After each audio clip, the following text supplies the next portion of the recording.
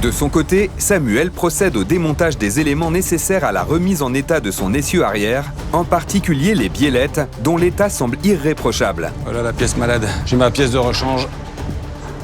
Ici, je m'occupe de déposer la deuxième. J'en ai deux comme ça qui sont malades.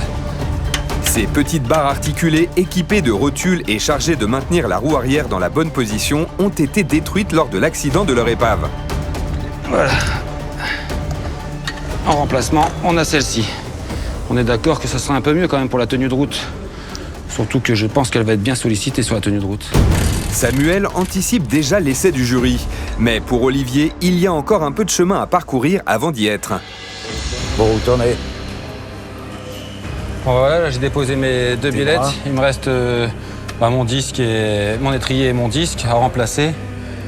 Alors, on n'est pas trop mal.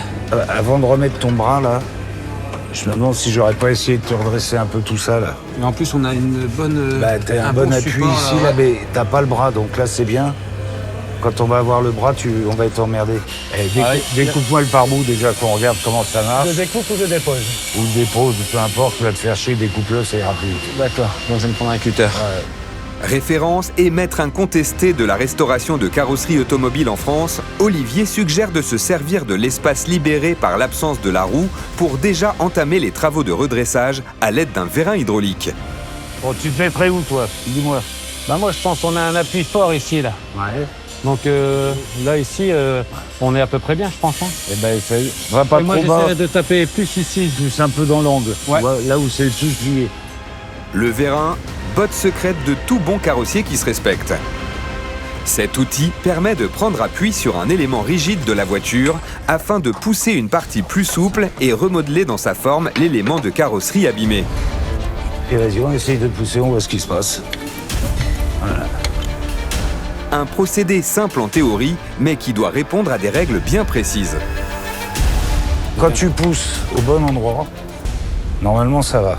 On peut pas pousser n'importe où. Il y a des points bien précis. Il faut prendre un appui très dur pour redresser la partie la moins dure. Si on fait l'inverse, on détruit la partie qui est pas redressée et la partie à redresser, elle est pas redressée. Voilà. Donc c'est une technique un peu spéciale, c'est de la carrosserie.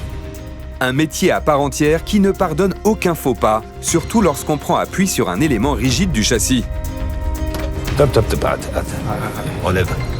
Là, on l'a quand même pas mal tiré. Hein. Là, on n'est pas trop mal. Hein. Après cette partie-là, on ne saura pas la voir de l'intérieur.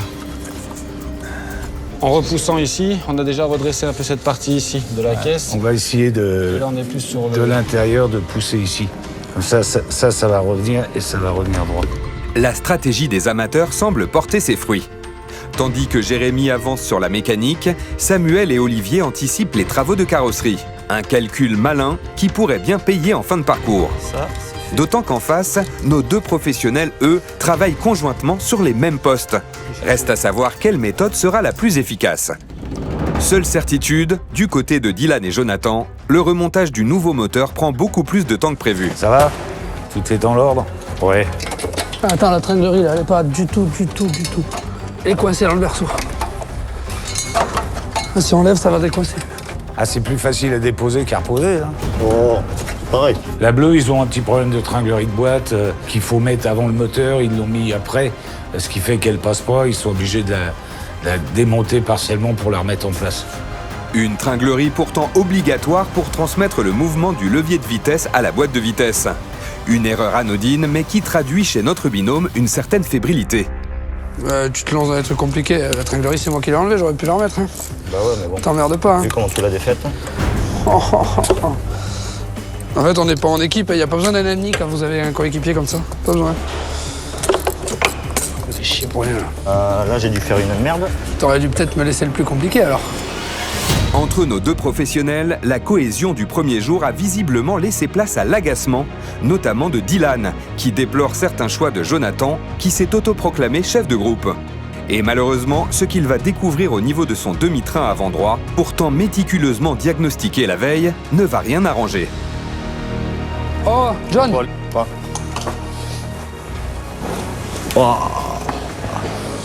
La rotule et la biellette de direction qui est complètement tordue. Là, juste là. On la changera ou alors on lui remettra. L'autre côté, elle est tordue aussi? Non, l'autre côté, non. Des pièces essentielles au bon fonctionnement du système de direction qui vont devoir être prélevées sur la donneuse. Un petit coup de frein dans l'avancée du duo de professionnels dont Jérémy se réjouit. Bah alors, je croyais que t'allais donner un coup de clé ce matin. Pareil qu'on le met dans pas longtemps, le coup de clé. Tu veux qu'on le mette, le coup de clé? Après, je peux te foutre les boules. Hein. Je m'y remets sur le moteur, on le met, le coup de clé. Piqués au vif, Dylan et Jonathan voient dans cette proposition de défi une nouvelle occasion d'asseoir encore un peu plus leur supériorité sur nos amateurs. Cela alors que leur bloc 1,9 litre est encore très loin d'être en état de craquer. On finit là. On met la batterie, on lui fait démarrer. On la fera démarrer sans le... radiateur turbo? Ou on le mettra à l'arrache? non, on fait démarrer comme ça, juste pour Allez, dire qu'ils tu entendent. me dis quand c'est bon. Attends. Faisceau électrique partiellement rebranché, aucune durite d'air ou de refroidissement en état de fonctionner, absence de niveau d'huile et de liquide de refroidissement. Bon, la batterie, elle est mise. Désireux de revoir les ambitions des amateurs à la baisse, Dylan et Jonathan n'hésitent pas à prendre des risques qui pourraient pourtant leur porter préjudice. Croise les doigts. Il nous a dit qu'il fallait que ça pète avant midi. On a ça va que ça pète. Allez. Et voilà. Ça accélère même. Ça démarre, mais ça roule pas. On a dit- Ah, là encore, ça roule pas. Mais ça démarre. Allez, maintenant on peut continuer.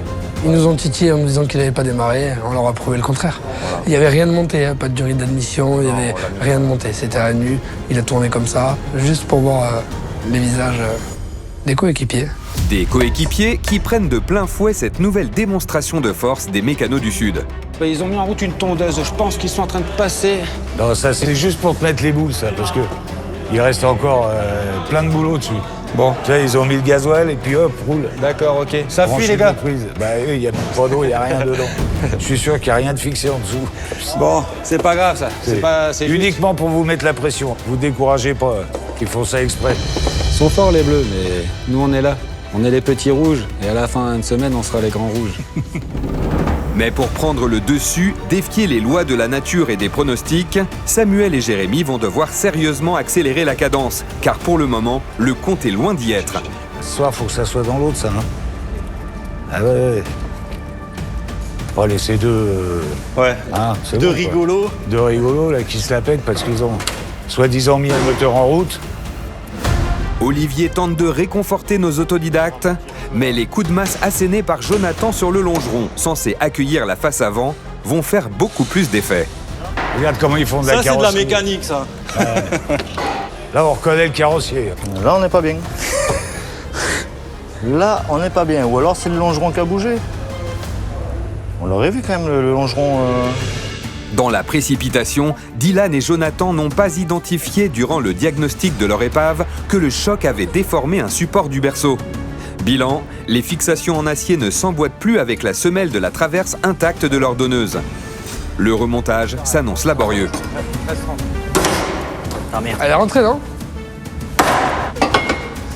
Là, on est en face, mais elle veut pas rentrer parce qu'à l'intérieur, c'est rentré. Donc il va falloir le retaper, le ressortir.